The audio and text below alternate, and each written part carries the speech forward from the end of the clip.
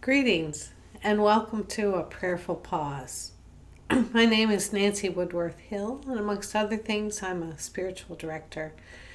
And today I am sharing a practice known as the Four-Chambered Heart. It's based on a Native American tradition, and I learned about it in a book by Angela Ariane called The Fourfold Way.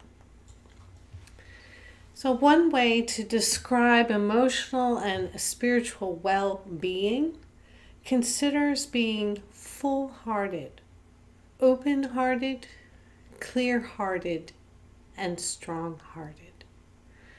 So this practice guides you to attend to each of these four chambers in your heart, to identify where there's reduced capacity, and to invite you to reflect on it and where your four-chambered heart is diminished.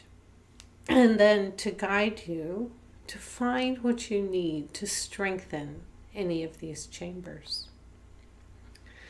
So let's talk about these four chambers. First, full-hearted. When we are full-hearted, we are all in, committed to people and situations. We are where our heart is, and we are rightly placed. When we are not full-hearted, we are half-hearted in our approach to people and to situations. So, what do you do if you find yourself half-hearted? Consider removing yourself from the situation. And you can ask, where do I find constriction? Where do I find ease? What does my heart need for me and for the world? What does it need to create? Second, open-hearted. When we are open-hearted, we are able to embrace possibilities. When we are not open-hearted, we are closed-hearted. And we become defensive and rigid. And we can even encounter our own resistance, which is often protecting ourselves from hurt.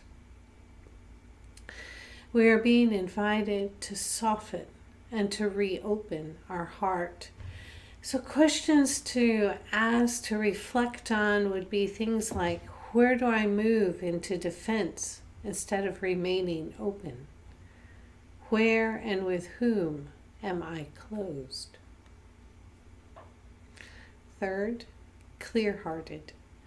When we are clear-hearted, we operate from a place of clarity, a place of deep knowing, and of being present to whatever is. When we are not clear-hearted, we are confused-hearted, working from a place of confusion, a place of doubt or indifference. And this place can also be a place of ambivalence. It is wise to wait for clarity, to listen for the deep inner wisdom in yourself, and to ask, what do I feel? What clouds my heart? And fourth, strong-hearted.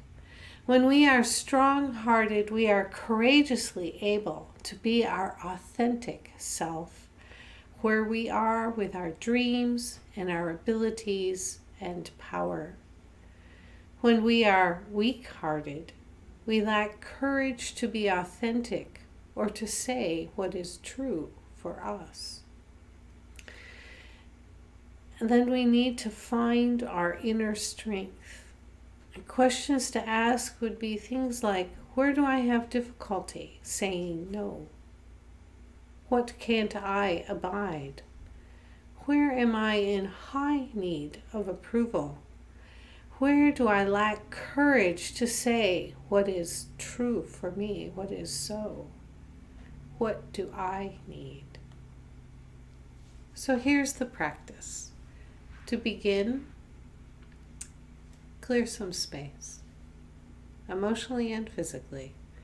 Center yourself. Perhaps attend to your breath. It may even be helpful to place your hand over your heart. So ask yourself, where am I full-hearted? Where am I open-hearted? Where am I clear-hearted? Where am I strong-hearted? Take your time and be honest. Perhaps journaling would be helpful here. And then when you find the pieces that are half-hearted and closed-hearted and confused-hearted and the lack of courage places, be gentle with them.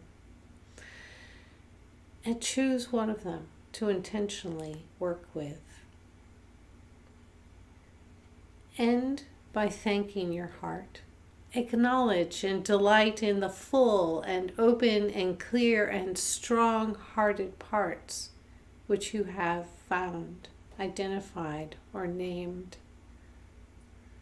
And reaffirm the steps that you wish to take. Or if you're uncertain about how to proceed, hold this need to God in prayer. Be patient. Keep your eyes open. Wait for clarity. Some other ways to engage with this practice would be, and I'm a labyrinth gal, so take it to a labyrinth, either a full-size labyrinth or a finger labyrinth. You could choose a regular interval for doing this practice, weekly, bi-weekly, monthly. And if you could also, you could create a regular schedule, perhaps examining just one of these chambers on each day that you have scheduled this practice. You could also consider doing this practice if you're preparing for making a big decision, because it's a good part of discernment. Check out those chambers of your heart and your feelings and emotions swirling around each one. And if you have a soul friend, this practice might be part of a regular time together. Angeles Ariane says this: when your heart is whole, you are filled with the power of love, the most potent healing force available to all human beings. And you can extend the arms of love. Acknowledgement, acceptance, recognition, validation, and gratitude.